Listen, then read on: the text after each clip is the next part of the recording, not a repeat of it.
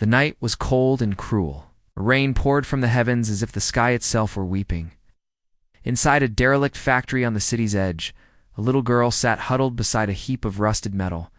Her name was Mia, and she was only 7.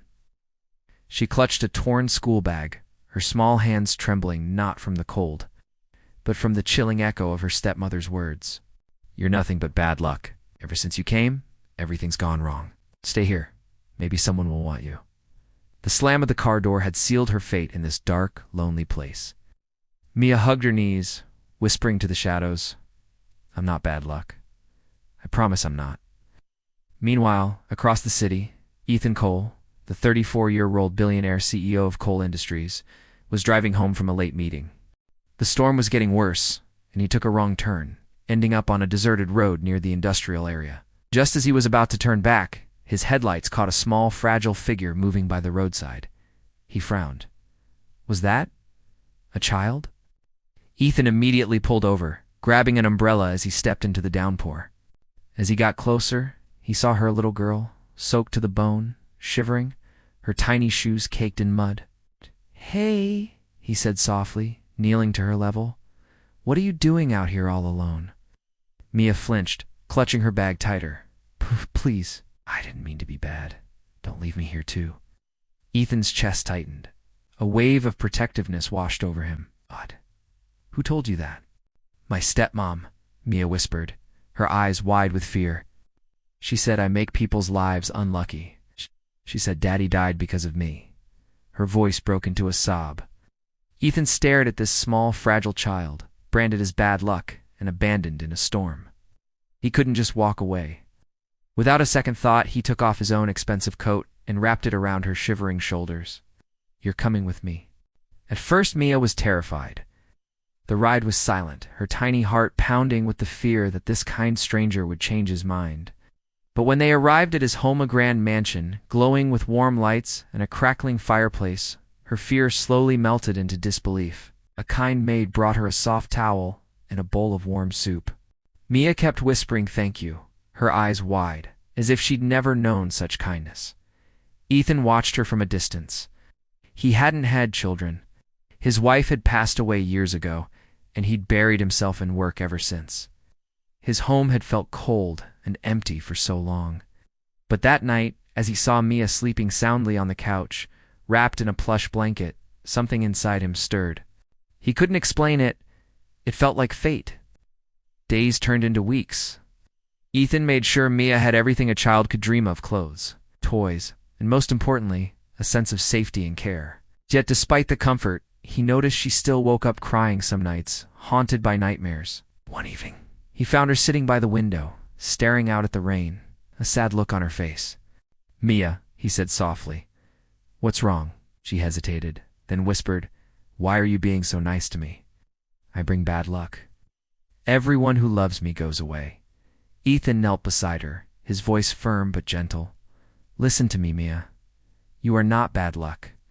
The people who hurt you, they were wrong. Sometimes people are afraid of things they don't understand, so they blame others. But you are a blessing." Mia blinked, fresh tears welling in her eyes. "A blessing?" "Yes," he said, a faint smile touching his lips. "You brought light back into this house?" Hadn't truly smiled in years. Not like this. For the first time, Mia smiled back, a real, genuine smile that lit up her entire face. But their newfound happiness was about to be tested. One afternoon, while Ethan was at work, the police arrived at the mansion with a woman, Mia's stepmother, Vanessa. She looked furious. "That's my husband's daughter," she snapped. "You had no right to take her." The police explained that a missing child report had been filed. Mia, seeing her stepmother, immediately hid behind Ethan's leg, trembling uncontrollably. Vanessa's tone turned cold and sharp. "Come here, Mia. Enough of your drama." Ethan stood his ground, his expression hardening. "She told me you abandoned her in a factory." Vanessa scoffed. "Oh, please. Kids make up stories." "She ran away after breaking a vase and causing a small fire in the kitchen. She's always been a troublemaker." But Ethan looked at the raw fear in Mia's eyes, the same terror he had seen that night in the rain. He knew the truth without needing any more proof. "I don't think she ran away," he said calmly. And until a proper investigation is done, she stays here with me." Vanessa glared, but the police stepped in. "We'll have child services review this case, sir." Days later, the truth finally came to light. Neighbors testified that Vanessa often screamed at Mia, calling her cruel names. One had even seen her dragging Mia into her car on the very night she went missing. The authorities acted swiftly, removing Vanessa's guardianship immediately. When the verdict was announced, Mia clung to Ethan's arm, crying tears of pure relief. Ethan knelt before her, his voice full of warmth. "You're safe now, Mia. You'll never be alone again." Months later, Ethan officially adopted her. The grand mansion, once echoing with silence, was now filled with the sound of a child's joyous laughter. Mia brought colors back into Ethan's life that he thought were gone forever. One morning, she ran to him, holding a handmade drawing. It showed two figures, a tall man and a little girl, holding hands under a big, bright sun. At the top, in shaky letters, she had written, "My lucky family." Ethan smiled, his own eyes welling with tears as he hugged her tightly. "You're right," he whispered. "You're not bad luck, Mia. You are my miracle. Never believe the cruel words that try to define you. Sometimes life puts you through the worst storms just to lead you to the person who will finally see your true worth. Love has the power to heal even the deepest wounds, and every child deserves to be seen, loved, and protected."